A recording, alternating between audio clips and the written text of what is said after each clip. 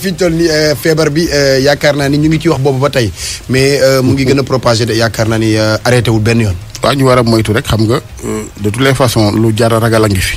ndax bu ñu demee ba àddina wërngël këpp mu fay dekkiwaat di ñëwaat di sulleeku ba ñoom ñenn ñi daw duggaat ñii di jëlaat matuwaay ak def obligation col ak masque gi masa ñun ñi nga xam ni sunu kàttan demeewu ni ca abal li tax ma tiit mooy bu fekkee ni lii dakkul ñun suñuy bali fi dal daanaka bu doon guerre dañ naan taal nañ ko. parce que ressources yu ñu amoon ñun li ñu am bariwul jot nañu ci xeex bu njëkk bi génne lu bari ci lañ amoon daanaka wala boog buñ sañul ne lépp ndax gis nga junniy milliards rek jafe-jafe yeeg nañ ci jaare kon bu jàngoro ji judduwaatee law yokku fan la ñu jëm donc moo tax ma ne dafa jot nit ñi ñu gën a demee xel bàyyi xol ak yëg-yëg yi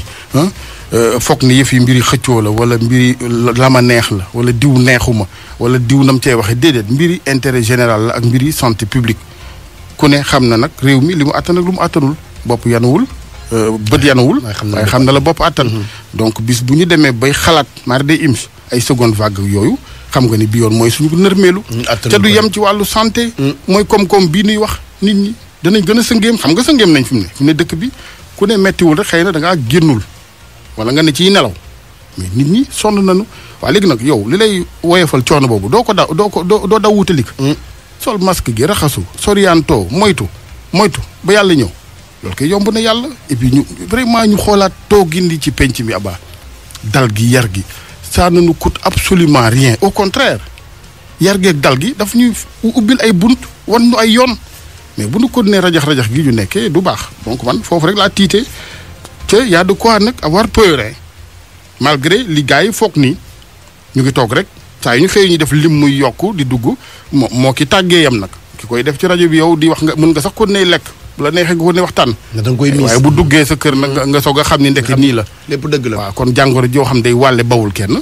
mais jot na nit ñi wax dëgg yàlla jóg jàppandoor surtout la solidarité li gën a tumuraanke ci réew mi mooy jàppandoor googu bàyyi xuloo yeeg xeexe ci ginnaaw ba jàll lii. El Hadj yow da ngay faral di wax ak professeur ak ñoom ñëpp nga xam ni ñooy médecins yi nga xam ne ñu ngi leen di sant bu baax ñoom encore une fois di leen encouragé ci coono yi nga xam ne ñu ngi koy daj mais ñoom ba tey indeeguñu loo xam ni fi ñu toll ni leer na lu stable ne lii mooy li jënt problème bi. waaw ñoom àddina yëpp kenn indeegu ko du France du Allemagne du Amérique du kenn danoo ne ci gëstu bi jàngoro ju bees ñu ngi gëstu di ko néewal doole fii di feeñal lii mais loolu lépp dafa ànd ak dal ak it ak nangu tey boo yoroon oto di ko dawal aba nga yàpp cay nit kenn ka yéeg ne ca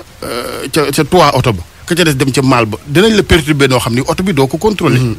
foo dal rek bu mu la bett donc njaboot gi ñoo war a am dal gu toll ni que may ñi nu jiiteeg ñiy faj ñu am ñoom sérénité bu nu feeñalee loolu nga bëgg mais yow naka nga mën a gëstoo ci réew moo xam ni boole sole leen masque ñëpp ne mureet ne la xuj yi xool